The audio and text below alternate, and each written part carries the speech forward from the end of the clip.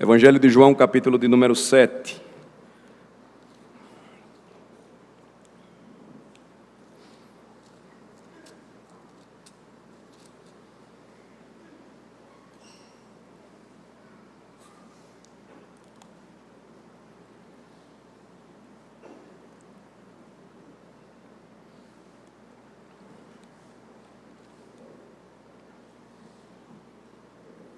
Evangelho de João, capítulo 7, a partir do versículo de número 14, nós começamos a ver esta seção do capítulo 7, que vai até o versículo 31. Nós vamos trabalhar até aí. Eu vou ler novamente e depois nós vamos seguir. Este é o segundo sermão nesse trecho aqui, versículos 14 a 31. Diz assim a palavra de Deus. Verso 14, corria já em meio à festa e Jesus subiu ao templo e ensinava. Então os judeus se maravilhavam e diziam: como sabe este letras sem ter estudado? Respondeu-lhe Jesus: o meu ensino não é meu, e sim daquele que me enviou. Se alguém quiser fazer a vontade dele, conhecerá a respeito da doutrina, se ela é de Deus ou se eu falo por mim mesmo. Quem fala por si mesmo está procurando a sua própria glória, mas o que procura a glória de quem o enviou, esse é verdadeiro, e nele não há injustiça. Não vos deu Moisés a lei? Contudo, ninguém dentre vós a observa. Por que procurais matar-me? Respondeu a multidão: tens demônio. Quem é que procura matar-te? Replicou-lhe Jesus: um só feito realizei, e todos vos admirais, pelo motivo de que Moisés vos deu a circuncisão, se bem que ela não vem dele, mas dos patriarcas. No sábado circuncidais um homem.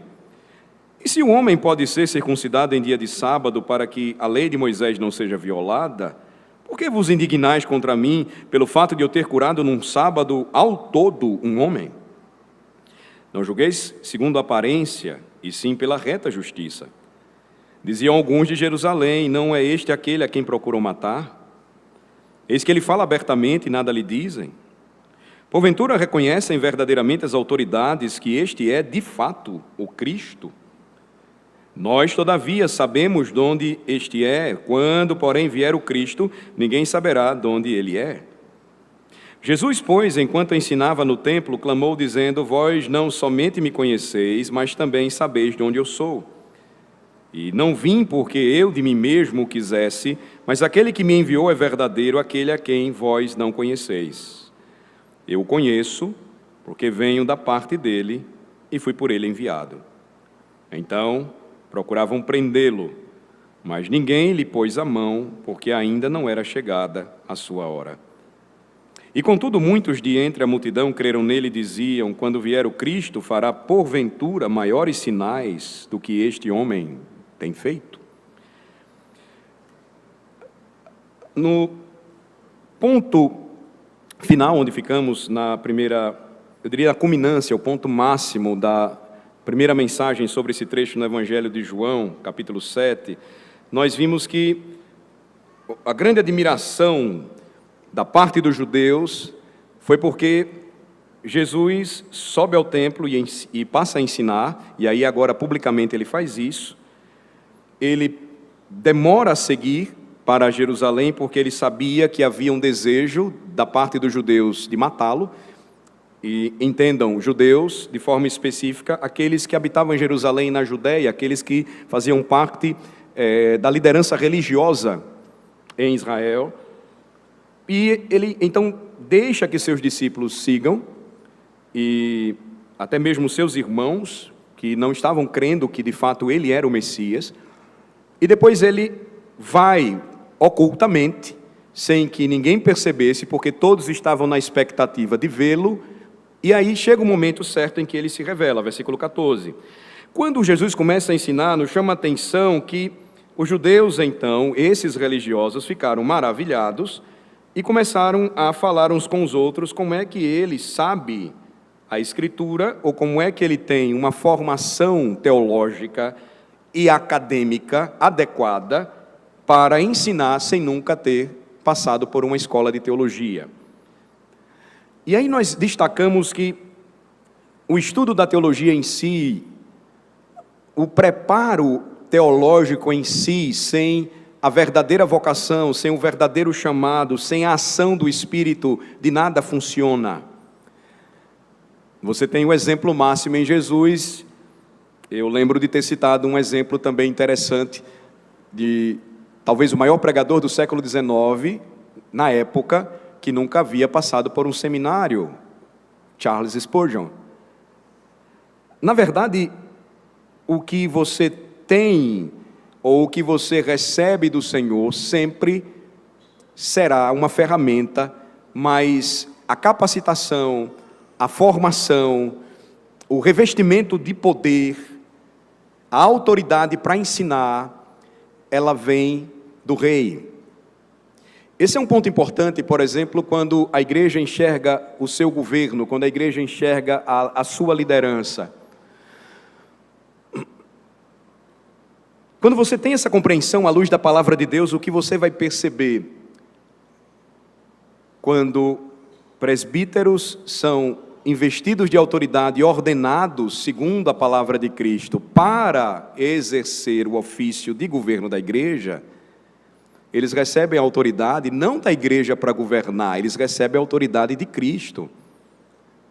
Então, você tem essa compreensão e aí você passa a pensar de forma diferente, distinta. Você vai ter na igreja presbíteros com uma boa formação acadêmica, por vezes, mas sem nenhum temor a Deus, porque eles não foram qualificados para isso. Você vai ter presbíteros, às vezes, extremamente simples, pessoas que não tiveram tanta instrução, mas de uma reconhecida sabedoria e conhecimento bíblicos, porque Cristo é quem revelou a ele. Não é algo que acontece sem o uso dos meios, é isso que eu quero deixar claro. Você não vai ter nenhum cristão que cresça e amadureça sem estudar a Bíblia. Mas é possível que o homem, ele conheça a Bíblia, ele estude teologia, mas ele nunca tenha nascido de novo. Esse é o ponto. Ele nunca tenha sentido o chamado. Eu iria além. Você pode ser crente, mas não necessariamente vocacionado para o ofício. Então vamos seguir hoje, vamos perceber o que continua a acontecer. A partir do versículo 19, por favor. Observem que no versículo 19 lemos: não vos deu Moisés a lei, contudo ninguém dentre vós a observa. E Jesus então pergunta: por que procurais matar-me? Jesus vinha falando anteriormente que ele não falava a respeito de si mesmo, e a doutrina que ele trazia, ou seja, o seu ensino e pregação, eram provenientes de Deus. Se esse ensino estivesse separado de Deus, desconectado de Deus, então eles deveriam rejeitar. Mas o que ele estava ensinando se baseava na palavra de Deus, por isso eles deveriam prestar bem atenção. Aqui agora o que é que nós temos? Veja, Cristo se volta completamente para eles, e a atitude de Cristo é como se virasse a mesa sobre eles. Porque o que é que eles estavam dizendo antes? Que ele era analfabeto. Não é isso que o versículo 15, diz? Como sabe este letras? Ele nunca passou por onde nós passamos, ele nunca estudou o que nós estudamos. Ele não sabe destas coisas, e como é que ele consegue ensinar tudo isso sem nunca ter passado por uma escola de teologia? Mas agora Jesus vai mostrar a incoerência desses homens, desafiando-os. Ele vai dizer que eles tinham a letra da lei, mas eles não a obedeciam. Não vos deu Moisés a lei, contudo, ninguém dentre vós a observa. Eles professavam ser discípulos de Moisés, mas lá estavam eles com homicídio em seus corações, porque desejavam matar a Jesus Cristo. E por quê? Porque Jesus cometeu algum crime? Porque Jesus fez alguma maldade contra alguém? Não. Mas porque Jesus curou um homem no dia de sábado. Jesus acabou de declarar que não havia injustiça nele, em si mesmo. E agora Jesus estava descobrindo diante deles a verdade, revelando diante deles a verdade, que havia injustiça neles, em seus corações. pois eles estavam dispostos a quebrar o 6º mandamento da lei de Moisés, ou da lei de Deus: não matarás, não cometerás assassinato. Ele vai falar isso de forma muito direta, de forma muito específica. Olhem para a parte final do versículo 19. Por que vocês estão querendo me matar? Vocês não observam a lei que vocês afirmam conhecer, porque vocês estão loucos para quebrá-la, matando-me.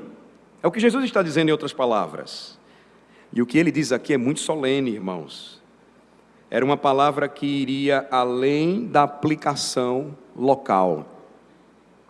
Essa é uma verdade que se repete no Evangelho de João.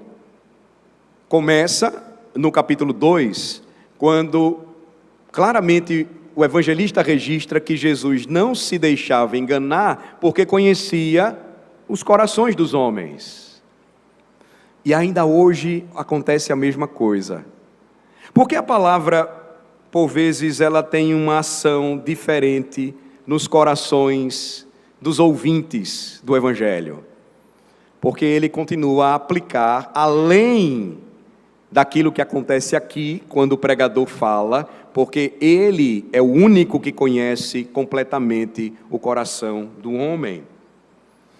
Agora, veja que verdade importante a respeito disso. Onde não há coração para a verdade, sempre haverá um coração contra ela. Ou, onde não há coração para a verdade, sempre existirá um coração rebelde contra a verdade do Evangelho.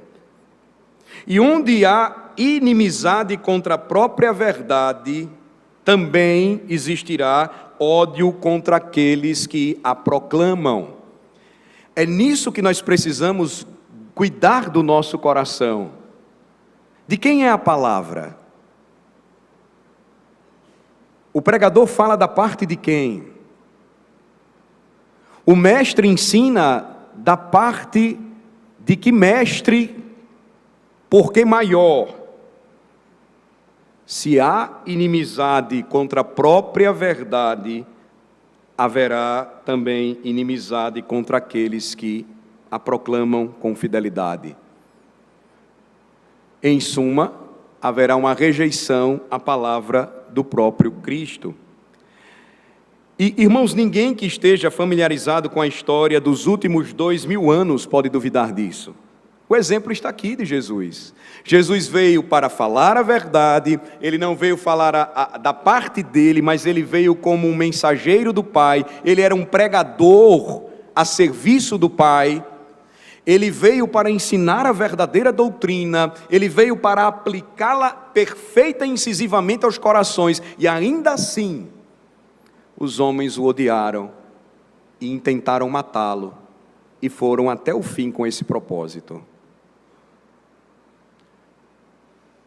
Eu diria mais, é somente por causa da graça e do poder restritivo de Deus que nós hoje no Brasil não compartilhamos das mesmas experiências de Estevão e de Paulo e de milhares de crentes que no passado e ainda hoje foram fiéis até a morte durante os dias de perseguição do passado e do presente. O cristianismo mundial continua a ser a religião mais perseguida do mundo.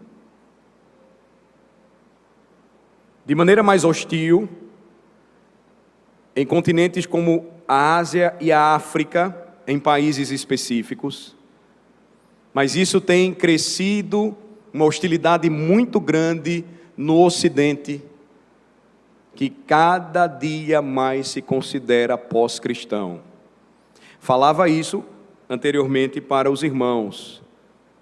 Países que foram fundados sobre as bases do Evangelho, hoje prendem velhinhos simplesmente porque estão com as Bíblias abertas, dizendo que determinadas práticas dos homens estão levando-os ao inferno. É só você pesquisar o que está acontecendo em Londres, por exemplo. Pessoas são impedidas de orar em praça pública, interrompidas de fazer orações pelas pessoas, por policiais que deveriam estar perseguindo criminosos, bandidos, pedófilos, estupradores. Mas eles estão fazendo isso com gente crente, que não faz mal a ninguém. A opinião, a defesa da verdade, a livre expressão, cerceadas em nome de uma falsa liberdade, ou como escreve em uma obra de A. Carson, publicada no Brasil, recomendo para vocês, o título é A Intolerância dos Tolerantes. Eles se dizem tolerantes, mas eles são verdadeiramente intolerantes. Mês do orgulho LGBTQI+, Dia da Consciência Negra, Movimento do Sem Terra, e por aí vai. Levante-se e pregue o Evangelho, você é considerado intolerante. Levante-se e fale a verdade, você será calado de alguma maneira.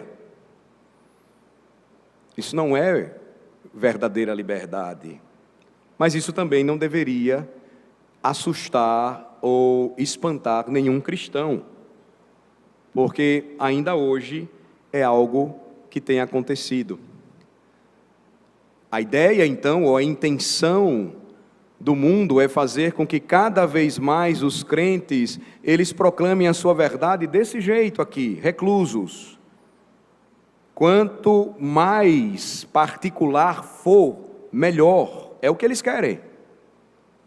Isso faz com que a defesa da verdade, a proclamação do Evangelho em praça pública, cada vez mais se torne algo ausente, inexistente.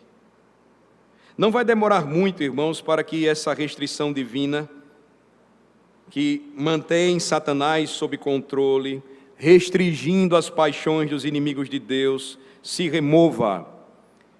Isso acontece na história, em lugares onde antes havia liberdade e hoje existe perseguição. Pense na Coreia, antes da divisão após a década de 50, com a Guerra Fria.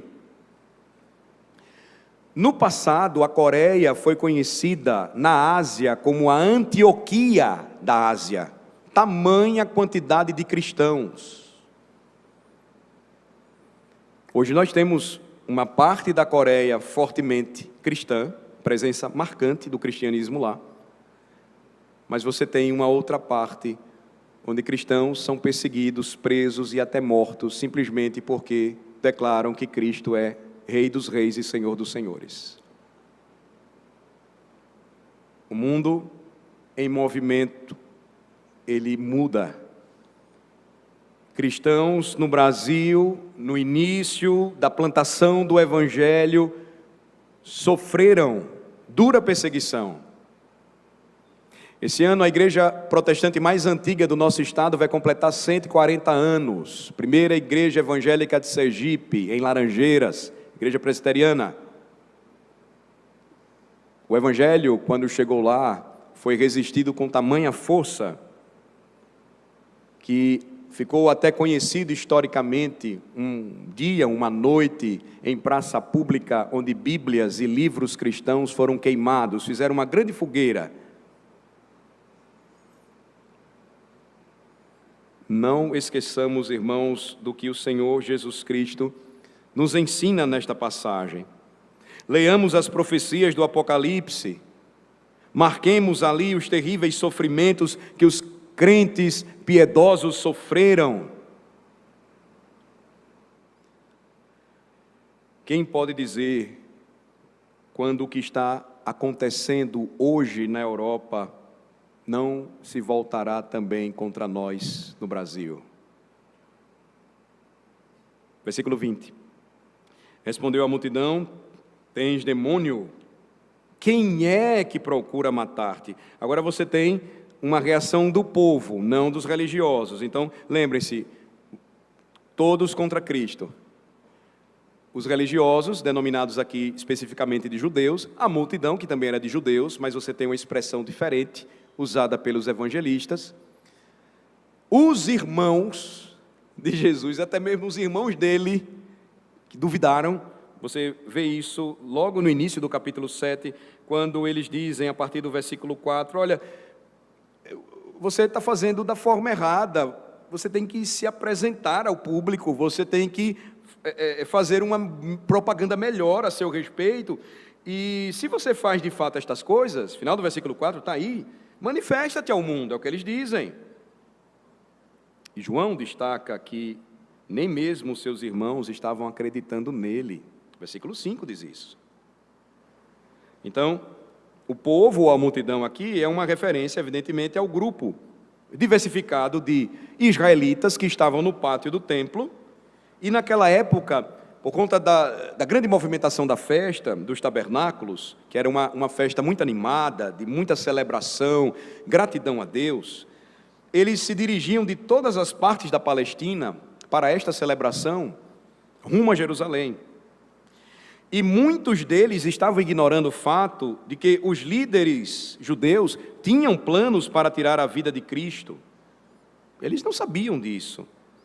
Eles não sabiam, e mesmo assim, o que foi que eles disseram a respeito de Jesus? Se eles não estavam imaginando que os líderes judeus queriam matá-lo, nem passava pela cabeça deles, eles tiveram também uma consideração errada a respeito do Senhor. Olha novamente para o versículo 20. Eles disseram que Jesus tinha demônio. Porque uma das características da possessão demoníaca, na época, era a pessoa perder a sua sanidade. A pessoa ficava louca. Tanto que durante muito tempo acreditava-se que quando alguma pessoa tinha algum problema relacionado à insanidade, ela poderia estar passando por alguma espécie de possessão demoníaca. Então, diante do que Jesus estava dizendo, da sua postura assumida, eles disseram que Jesus estava endemoniado. Veja que blasfêmia terrível, porque não só expôs a cegueira deles à glória de Cristo, que já vinha fazendo sinais e maravilhas impressionantes, que tinha uma palavra de autoridade admirável e impactante, e não obstante a tudo isso, eles estavam dizendo que Jesus estava possesso. Você tem demônio. Veja que a humilhação de Cristo, às vezes a gente pensa apenas na cruz, ela já se desdobra à medida em que ele se apresenta como Messias e é rejeitado de todos os lados. E observem que insulto ele recebe. Ao encarnar, Jesus se submete como Senhor a ouvir os homens chamando de um endemoniado. Você tem demônio. Você tem demônio. Irmãos, isso ajuda a gente a pensar muito sobre o que dizem a nosso respeito. Nós trabalhamos muito isso durante este acampamento de homens, para os homens e também para os garotos, para os jovens. Se a gente viver preocupado com tudo o que dizem da gente, a gente não vive. Não vive não. Será que já lançaram esse tipo de calúnia contra você, sendo cristão? No mínimo, já te chamaram de louco, por conta das suas posições. Você não deve estar bem. Radical, às vezes, é um termo diferente para louco. Se você parar para ouvir ou querer saber o que estão dizendo de você, você vai se esquecer do que nós lemos hoje na liturgia da manhã, em 1 de Pedro, da atitude do nosso Redentor, quanto a esse tipo de atitude dos homens. Vamos lembrar? Voltem comigo para 1 de Pedro, capítulo 2, por favor. Eu quero só destacar aqui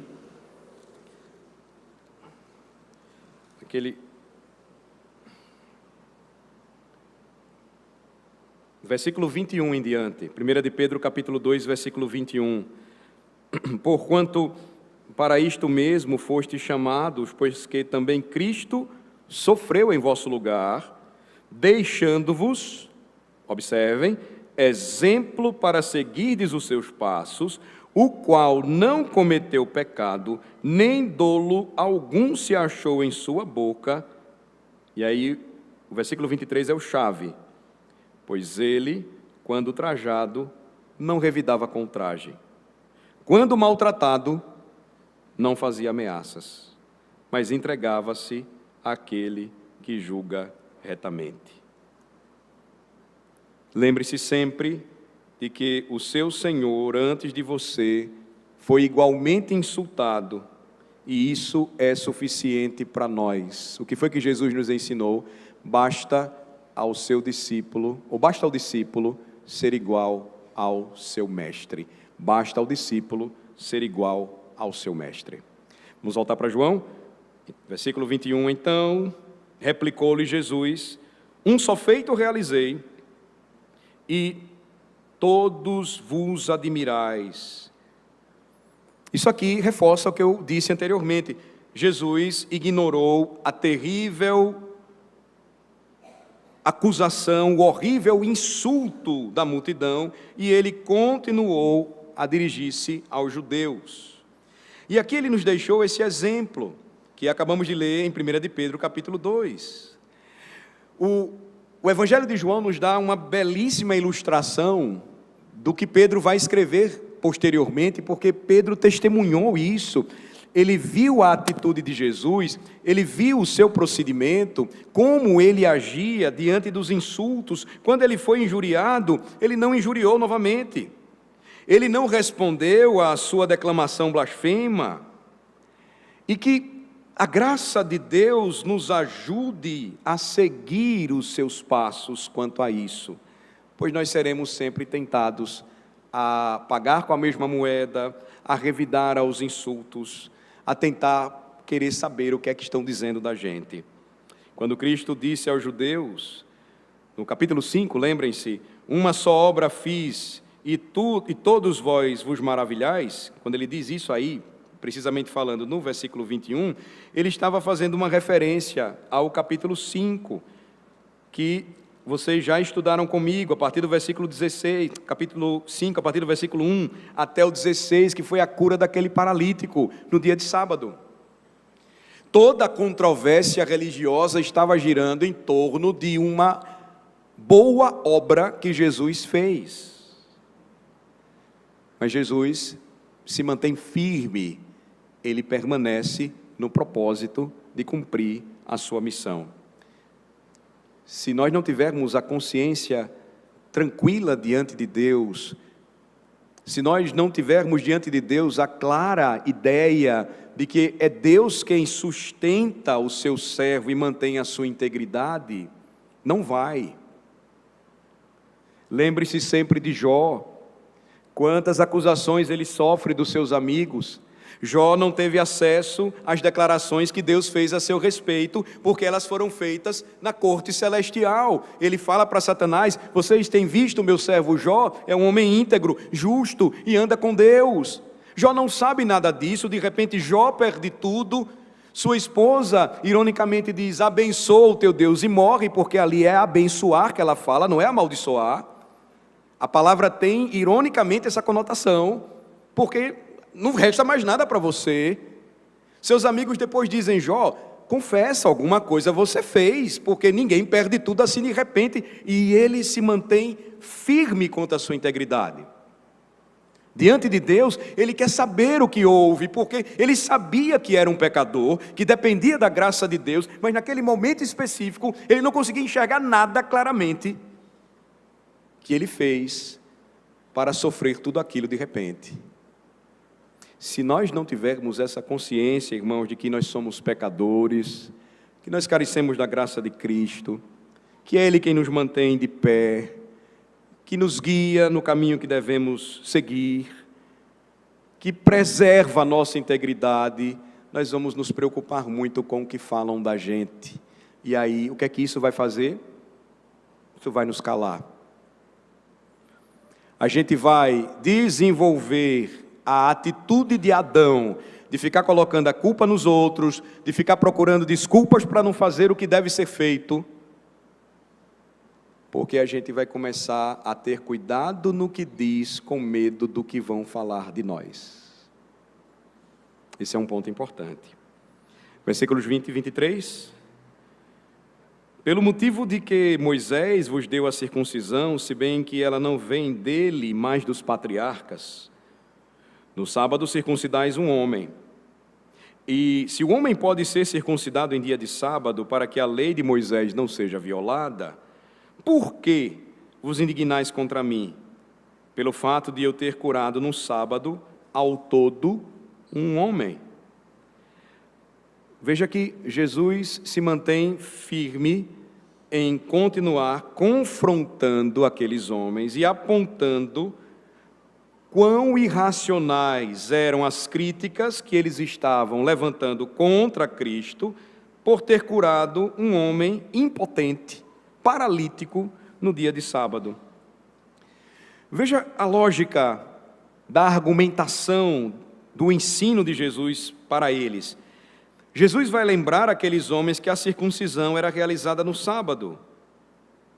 Por que então eles deveriam reclamar de Jesus porque ele curou um homem sofredor naquele dia?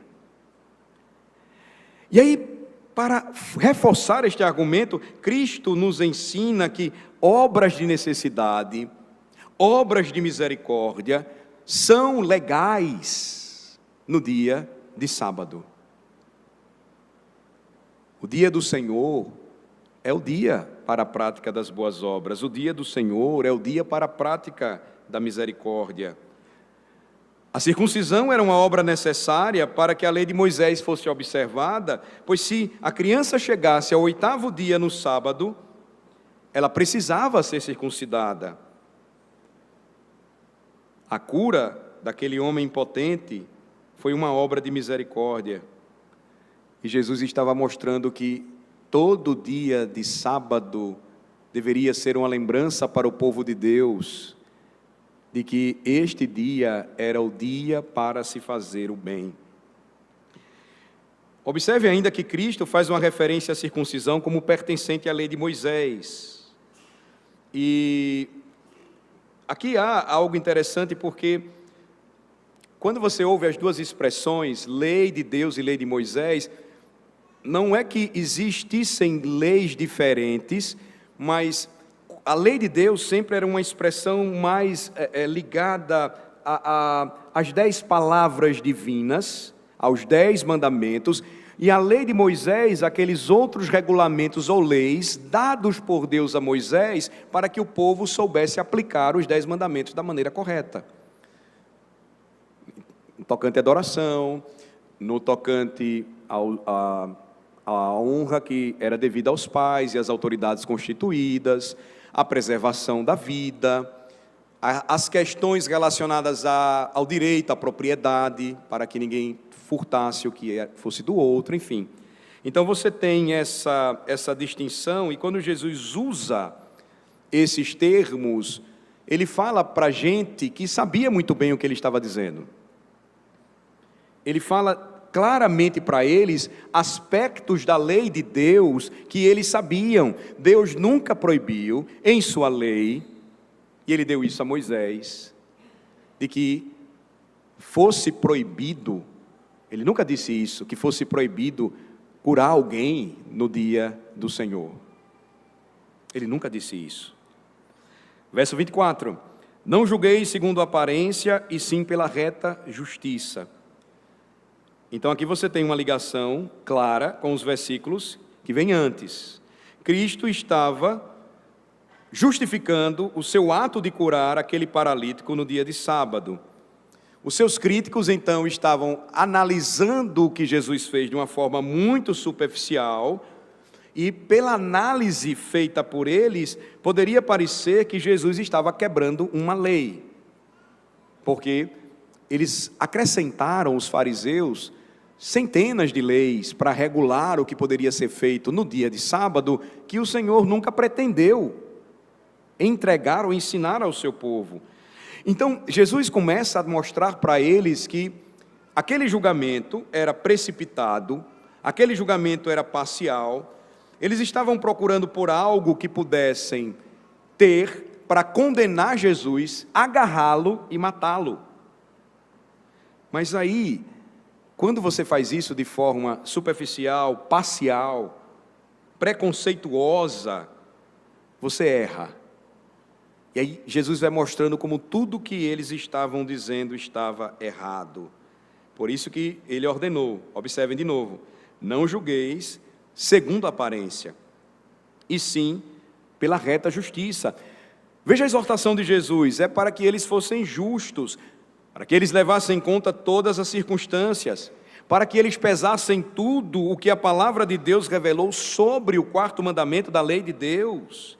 Nele não farás nenhum trabalho, não deveria ser tomado de forma absoluta, o que, na verdade, eles vão distorcer depois com os acréscimos à lei de Deus. As ministrações dos sacerdotes no templo, no sábado, a circuncisão de uma criança ao 8º dia, no sábado, quando a lei exigia isso, eram exemplos claros. E Jesus está então aqui confrontando-os e citando isso. Eles não estavam considerando o que ele fez de acordo com seus méritos, nem à luz do ensino da palavra de Deus. Por isso que Jesus disse: o julgamento de vocês é desonesto, é injusto e, portanto, é falso. Esta é uma palavra que cada um de nós, nesta manhã, precisa levar a sério. Não julgue pela aparência, mas julgue com julgamento justo. E por que nós precisamos refletir, irmãos, sobre isso hoje? Porque a maioria de nós falha nesse ponto. Falha em uma das duas direções. Por vezes, alguns tendem a formar uma opinião muito boa sobre as pessoas e eles são facilmente enganados por um ar de piedade. Não há ambiente mais fácil de você encontrar pessoas assim do que no ambiente religioso. Aquele indivíduo que é cheio de jargões evangélicos, aquele indivíduo que aparentemente, por conta do seu carisma, ele é um cara legal, mas na verdade ele não é. Pessoas que têm a tendência de formar uma opinião muito boa sobre as outras, de forma precipitada, facilmente são enganadas por um ar de falsa piedade. O simples fato de um homem professar ser cristão não prova que ele o seja. Por isso que toda moça na igreja solteira precisa observar bem um jovem solteiro, se ele se aproxima dela com o objetivo de casar-se. Pode ser que seja apenas uma conversa fiada. Pode ser que ele seja aquele cara que está vindo à igreja, ele está interessado por ela, e ele começa a fazer algumas coisas religiosas, ou ele começa a se envolver nos trabalhos até conseguir o que quer. De repente ele muda, ele não tem mais interesse na igreja, ele não quer mais seguir a Cristo, ele sempre foi uma farsa. O simples fato de um homem professar ser cristão não prova que ele o seja. O fato de ele ser sensato em sua moral e frequentar regularmente os cultos não é um índice seguro do estado do seu coração. Jesus estava lidando com gente que não deixava a igreja, não arredava o pé, estava sempre no templo. Lembrem-se disso. Como diz o dito popular, nem tudo que reluz é ouro. Por outro lado, alguns são muito críticos e severos em seus julgamentos. E não devemos fazer de um homem um ofensor por uma palavra. Em muitas coisas todos nós ofendemos. E isso deve nos colocar no mesmo patamar. Marque João 7, vamos para Eclesiastes 7, por favor. Tem uma citação do sábio Salomão que eu queria compartilhar com vocês, eu achei interessante em minha meditação. Eclesiastes 7, versículo 20, veja que interessante. Eclesiastes 7, 20. Não há homem justo sobre a terra que faça o bem e que não peque. Veja como isso amarra, né? Tudinho. Não há homem justo sobre a terra que faça o bem e que não peque. Por mais justo que seja um homem, por mais crente que seja ele, por mais santo que busque ser, ele não vai deixar de pecar. Isso é muito importante. Veja, ele nunca vai deixar de ter desejos pecaminosos. Qual é a diferença entre este homem e Adão antes da queda? Adão não tinha desejo de pecar, até que tentado foi e pecou. Antes ele não tinha, não. Mas quando ele quebra a lei de Deus, ele passa a sentir esse desejo e isso se descontrola. E nós herdamos isso dele. Agora, o segundo Adão, ele vem e do mesmo modo, ele não tinha desejo de pecar. A Bíblia diz que ele foi tentado em muitas coisas, mas nunca pecou. Jesus nunca desejou, como nós desejamos, não. E essa é a razão porque nós encontramos nele um perfeito Salvador. Mas e quanto a nós? Por que a nossa dependência de Cristo? Ela deve ser constante. Porque não há homem justo sobre a terra que faça o bem e que não peque. Essa é a natureza, irmãos, maligna que herdamos de Adão. Ela permanece em todo cristão até o fim da sua caminhada nesta terra. E também Deus concede mais graça a uns do que a outros em sua carreira cristã, de modo que existe um perigo real para alguns de nós de que, esquecendo das fragilidades e enfermidades que são tão comuns em nós e por vezes maiores em nossos semelhantes, de que consideremos certos cristãos como não crentes, como verdadeiros incrédulos. Esse é o cuidado que nós precisamos ter para vigiar o nosso coração. Esse é o cuidado que nós precisamos ter para cuidar da nossa alma. Sabe-se que até uma pepita de ouro está coberta de poeira. É altamente provável que todos nós que chegarmos ao céu recebamos surpresas lá. Talvez alguns que não esperaríamos encontrar nos céus estarão lá, porque nunca é pelo que fazemos, sempre será pela graça de Cristo Jesus. Então, busquemos graça diante de Deus para dar ouvidos a esta palavra oportuna de nosso Senhor. Não julgue pela aparência, mas julgue pela reta justiça. É o que diz o nosso Redentor. Vamos voltar para o capítulo 7, versículos 25 e 26.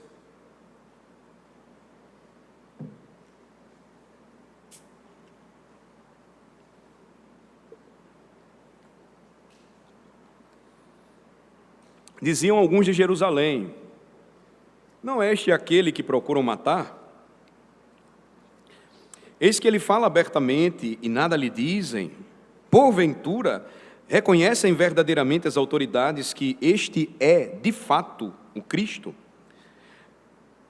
Veja que neste capítulo, uma parte após a outra fica exposta.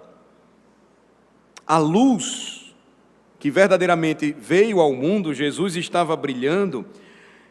E qual é a função da luz? Revelar aquilo que está escondido por conta da escuridão. Então, primeiro, veja, versículos 3 a 5 do capítulo 7, os irmãos de Cristo são revelados como homens mundanos, como homens incrédulos. No versículo 15, em segundo lugar, os judeus, os líderes da Judéia, como já falei, vão demonstrar a sua natureza carnal. Terceiro, no versículo 20, a multidão agora diversificada, denominada o povo, manifesta os segredos dos seus corações. Ele está endemoniado, só pode ter demônio. Número 4, agora os habitantes regulares de Jerusalém, eles são apresentados diante de nós. Eles também revelam sua condição espiritual.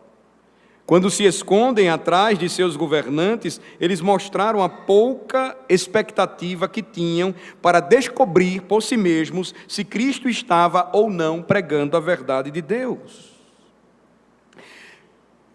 Irmãos, qual é a lição para nós aqui hoje pela manhã? Uma vez que estamos reunidos para adorar o Rei e Salvador das nossas almas e prestes a tomar assento em sua mesa redentora. Não há diferença, como escreveu o apóstolo Paulo, entre os homens, pois todos pecaram e destituídos estão da glória de Deus. Os homens comuns não eram melhores do que os seus líderes. Os irmãos do Senhor não creram nele mais do que os religiosos da Judéia. Os habitantes de Jerusalém não tinham mais coração para Cristo do que os das províncias. Então, não era porque eram simples, ou eram ricos, analfabetos ou doutos, religiosos ou não. Jesus, passo a passo, como uma verdadeira luz que veio ao mundo, revelando que todos os filhos de Adão estão no mesmo barco furado, no mesmo navio que está naufragando em um oceano de incredulidade e pecado. Quão claro era, então, que nenhum homem viria a Cristo a menos que tivesse sido atraído pelo Pai. Não foi isso que Jesus falou anteriormente? Não foi isso que Jesus falou para os seus discípulos no capítulo 6? Recordem as palavras de Jesus. Ninguém, versículo 44, capítulo 6, pode vir a mim se o Pai que me enviou não o trouxer, e eu o ressuscitarei no último dia. Uma classe se opõe tanto ao Evangelho quanto qualquer outra. Chamo a atenção de vocês. As eleições se aproximam na esfera civil. Nem esquerda e nem direita, nem conservadorismo ou liberalismo.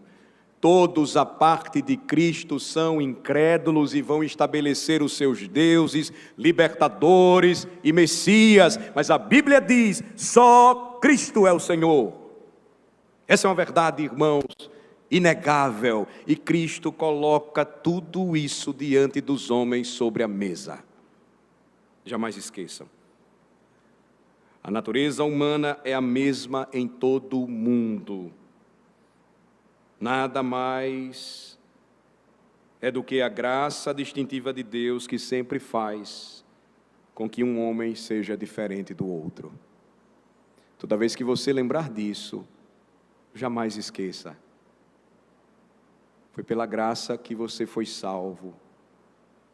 Foi por meio da fé.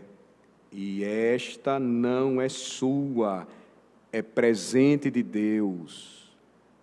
Não vem de obras, para que a glória toda ela seja dada a Cristo. Verso 27. Nós todavia sabemos de onde este é. Quando, porém, vier o Cristo, ninguém saberá de onde ele é. Veja que orgulho de coração evidenciam essas palavras. Nós, todavia, sabemos de onde este é. Quando, porém, vier o Cristo, ninguém saberá de onde ele é. Estes homens de Jerusalém se consideravam mais sábios do que os seus crédulos governantes. Os líderes religiosos podiam ter dúvidas, mas sabiam de onde era o Cristo. Eles conheciam bem sua infância em Nazaré. Supondo que José fosse seu pai, eles estavam convencidos de que ele era apenas um homem comum. Conhecemos este homem, é uma indicação clara da tendência de seus corações, da tendência de seus pensamentos. Olhem novamente o que eles disseram. Mas quando Cristo vier, ninguém saberá de onde ele é. Esta frase precisa ser ponderada com um versículo que vai lá mais na frente, versículo 42. Observem. Não diz a Escritura que o Cristo vem da descendência de Davi e da aldeia de Belém, de onde era Davi? Se você tomar Mateus capítulo 2, isso também ajuda a esclarecer que era muito bem sabido naquela época que o Messias iria aparecer pela primeira vez em Belém. O que então essas pessoas queriam dizer quando afirmaram, quando Cristo vier, ninguém saberá de onde ele é? Eles estavam manifestando uma expressão da crença dos judeus de que o Messias iria nascer de forma sobrenatural, isto é, de uma virgem, como Isaías declarou. Jesus, então, enquanto ensinava, observem o que ele vai responder, versículo 28.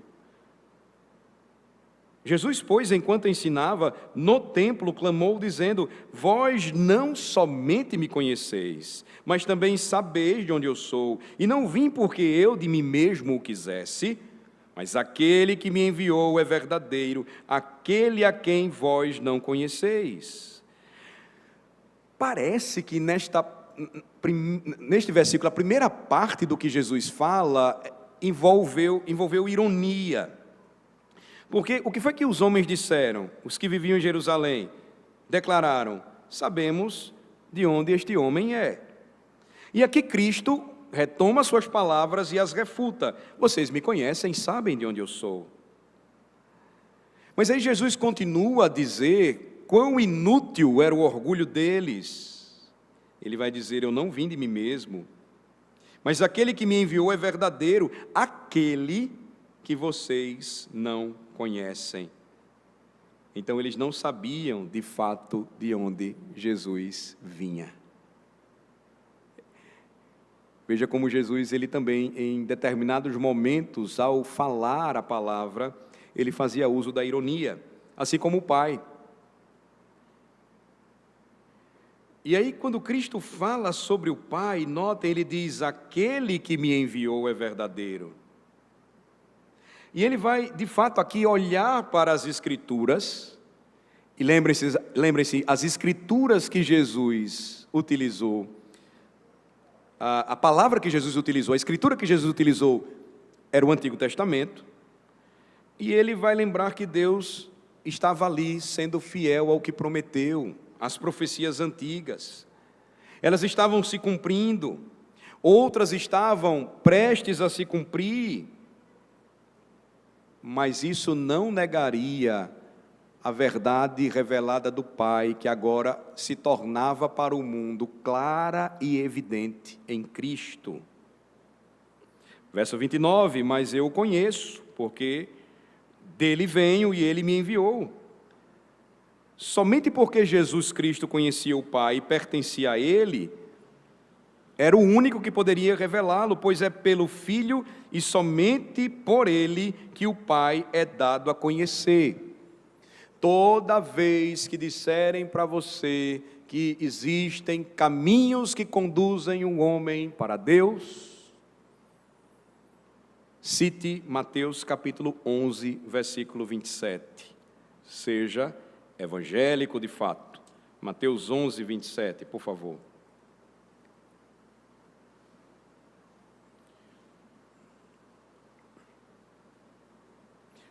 Tudo me foi entregue por meu Pai. Ninguém conhece o Filho senão o Pai. E ninguém conhece o Pai senão o Filho e aquele a quem o Filho, notem, ou quiser revelar. Ninguém vem ao Pai senão por Cristo, e ninguém conhece o Pai senão por Ele. Por isso que, categórica e enfaticamente, Jesus afirmou: eu sou o caminho. Se ele dissesse, se ele revelasse a possibilidade de outros caminhos, ele diria: eu sou um caminho. Eu sou a verdade. Se ele dissesse que existem outras verdades, como a ideologia de pluralidade de ideias defende, ele diria: eu sou uma verdade. Eu sou a vida. Se existissem outras formas de vida ou de sustentação da vida, a sua palavra não diria: a vida estava nele e a vida era a luz dos homens. Tudo foi feito por causa dele, e sem ele nada do que foi feito se fez. Verso 30. Então procuravam prendê-lo, mas ninguém lhe pôs a mão, porque ainda não era chegada a sua hora. João 7, versículo 30. O que é que este versículo então nos revela? Uma verdade que deveria ser confortadora para a igreja de Cristo. E se ela for recebida como de fato é, por fé, ela se tornará inquestionável. Ninguém lhe pôs a mão, porque ainda não era chegada a sua hora. Nós encontramos aqui um exemplo claro e notável da mão de Deus governando o mundo. Nós encontramos aqui um exemplo notável da mão restritiva de Deus sobre os inimigos do nosso Redentor. O propósito deles era agarrar a Cristo e prendê-lo. Eles tentaram isso, mas nenhuma mão seria colocada sobre ele. Eles tinham sede de sangue, eles estavam determinados a matá-lo, contudo, devido a uma restrição invisível e poderosa, vinda dos céus, eles se tornaram impotentes para fazer isso em mais de uma situação. Que grande bênção, irmãos, então, é saber que tudo em nossa vida e no mundo está sob o controle imediato de Deus. Nós somos guiados, governados, nós vivemos debaixo da sua mão poderosa. O endemoniado Saul poderia lançar seu dardo contra Davi, mas lançá-lo e matá-lo eram duas coisas diferentes. Ele até tentou mais de uma vez, mas Deus restringiu a mira do rei Saul, enquanto ele estava ali, dominado por um espírito maligno, e ele não matou aquele que seria o rei de onde viria o descendente que salvaria o mundo. Daniel poderia ser lançado na cova dos leões, mas como ainda não havia chegado a hora de morrer, o que foi que a mão invisível de Deus fez com aqueles leões famintos? Cerrou as suas bocas. Toda vez que eu vejo vídeos na internet da relação de animais com homens, animais selvagens, e eu os vejo fazendo coisas perigosas, eu fico lembrando disso. Tem um deles que eu acompanho que lida com crocodilos, e eles são maiores que os jacarés da Amazônia, e ele coloca a cabeça dentro da boca aberta do crocodilo. O que restringe a loucura desse homem, de que aquele crocodilo não feche de vez a boca e arranque a sua cabeça, senão a mão restritiva de Deus. Ou quando os homens lidam com leões, com onças, com cobras. Mas vocês sabem que nem sempre isso termina bem. Basta Deus retirar a sua mão restritiva e os homens morrem. A vida do homem, ela é guardada pela mão poderosa de Deus. E aqui, João destaca isso, eles procuravam fazer o mal contra Cristo, mas ninguém lhe pôs a mão, porque não era chegada ainda a sua hora. Isso traz consolo para uma família em luto. Quando chega o dia da morte, isso causa tristeza para o nosso coração, isso causa angústia para a nossa alma. Um homem que fica viúvo depois de muitos anos de casado, uma mulher viúva depois de muitos anos casada, filhos que perdem a sua mãe depois de tantos anos de convivência, filhos que perdem a sua mãe antes de que essa convivência pudesse começar. Isso traz consolo para a alma do cristão, ao lembrar que nada foge ao controle daquele que não deixou que os inimigos de Cristo colocassem a mão nele. Eles tentaram fazer isso, mas, irmãos, veja como uma passagem que por vezes nós passamos assim, não damos tanta atenção, ela torna clara a invencibilidade dos eternos decretos de Deus. Provérbios 21, por favor. Provérbios capítulo 21, versículo de número 30.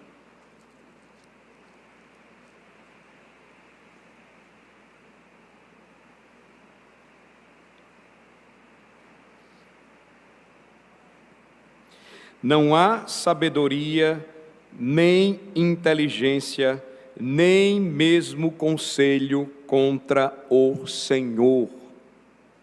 Não há sabedoria, nem inteligência, nem mesmo conselho contra o Senhor. Deus havia decretado que o Salvador deveria ser traído por um amigo próximo e vendido por 30 moedas de prata. Era uma profecia antiga. Como então seria possível que esses homens o prendessem? Eles não poderiam prender a Cristo, assim como não poderiam impedir diariamente o brilho do sol. Provérbios 19, 21. Muitos propósitos há no coração do homem, mas o desígnio do Senhor permanecerá. Muitos propósitos há no coração do homem, mas o desígnio do Senhor permanecerá. Veja que ilustração disso é fornecida em João 7, e ela está diante de nós. Ninguém lhe impôs as mãos, porque ainda não havia chegado a sua hora.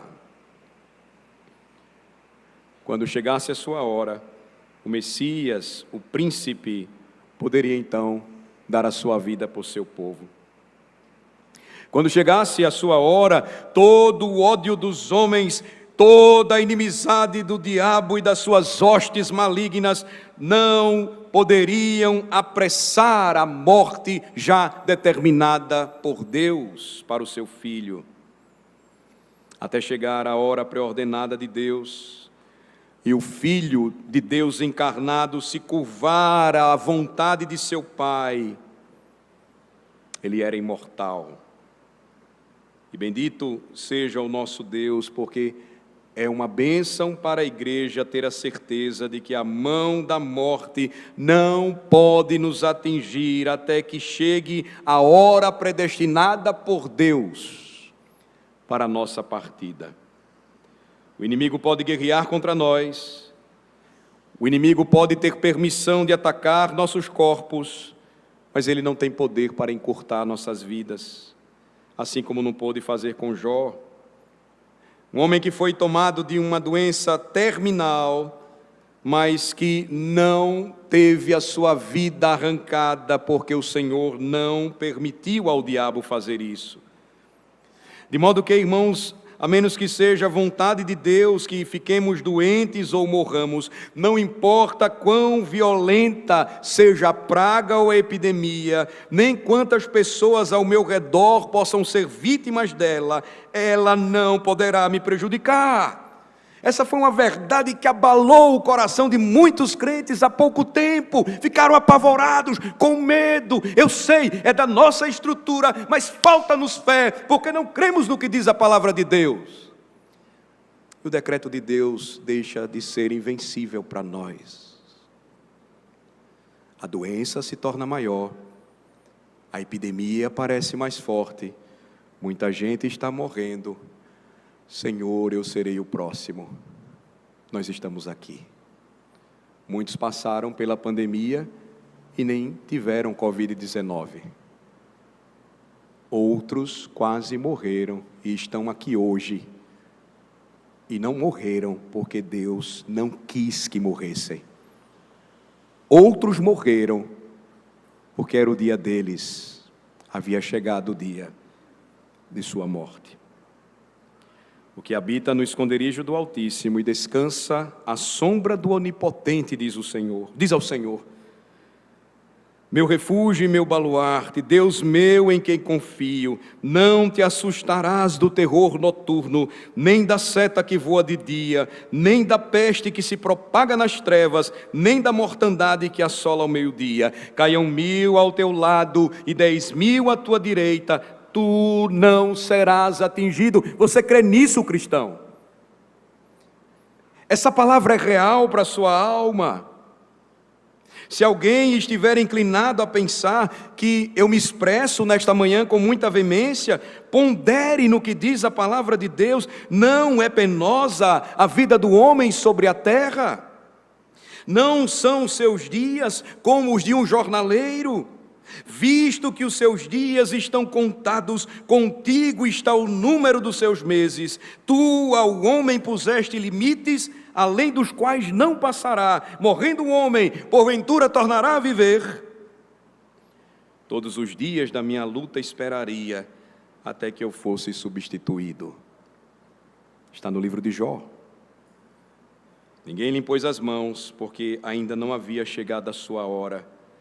Como isso revela, irmãos, o fato de que todos os sofrimentos de Cristo foram sofridos voluntariamente. Ele não foi à cruz porque não conseguiu escapar dela, nem morreu na cruz porque não pôde evitá-la. Longe disso. Se ele tivesse desejado, ele poderia ter derrotado todos aqueles homens pelo poder da sua palavra.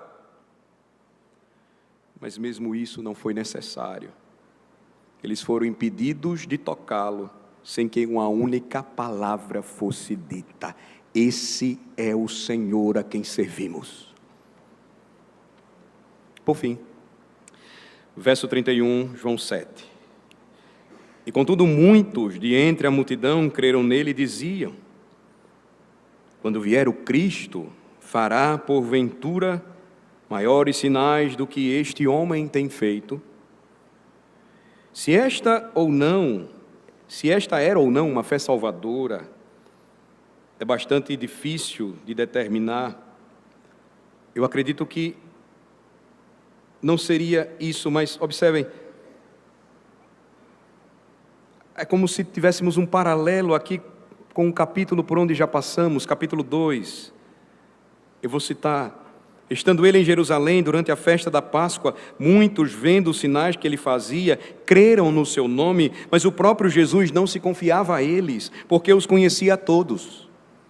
E não precisava que alguém lhe desse testemunho a respeito do homem, porque ele mesmo sabia o que era a natureza humana. Então aqui, no versículo final de hoje, o 31, Jesus parece argumentar contra uma fé salvadora. Quando Cristo vier, ou eles estão, na verdade, questionando uma fé salvadora. Quando Cristo vier, é uma sugestão de que eles de fato, eles não estavam reconhecendo quem estava ali, diante deles, como Messias. Não é que eles estavam agora acreditando nele, esse é o ponto. Veja que eles vão dizer nas palavras finais: quando vier o Cristo, fará porventura maiores sinais do que este homem tem feito. Eles continuavam a depreciar o que Jesus estava fazendo, porque eles não estavam acreditando em nada. De todos os lados, Jesus, o nosso Senhor, estava cercado de gente incrédula.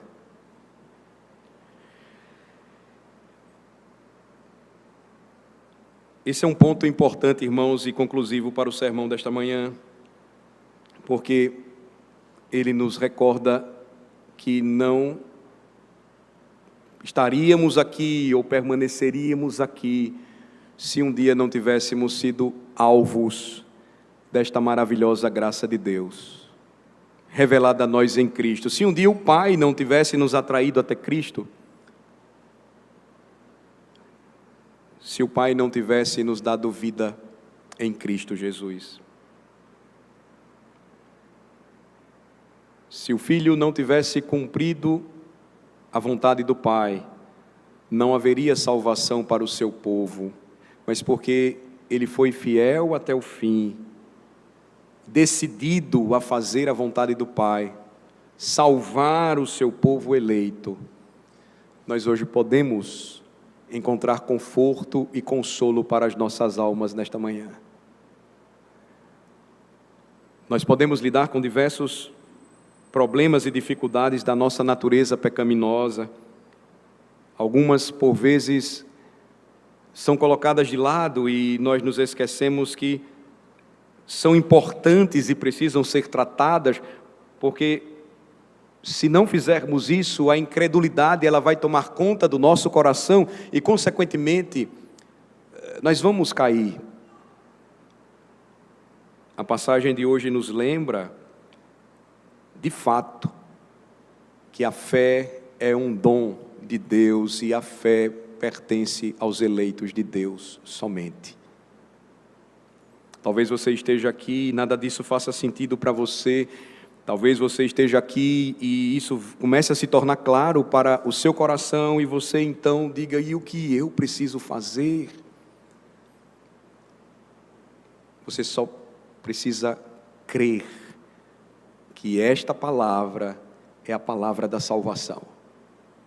Você precisa depositar a sua fé naquele que naturalmente foi objeto de incredulidade por tanto tempo e ainda hoje o é, da parte dos homens, porque como Ele mesmo nos revelou hoje, não começa em nós, jamais começará. É sempre uma intervenção divina, é uma ação divina, chamar um pecador ao arrependimento e atraí-lo até Cristo e fazer com que ele creia somente nele como seu Senhor e Salvador. Vamos orar. Senhor, nós te rendemos graças por tua palavra pregada nesta manhã. Privilégio nesta manhã chuvosa aqui reunidos, de neste santuário adorar-te e sentir a tua presença em nosso meio, em nossa alma, a verdade anunciada do teu santo evangelho, que nos desafia, que nos consola, que nos fortalece a fé e que produz verdadeira transformação no meio do teu povo. Senhor, nós te agradecemos porque a tua palavra nos dá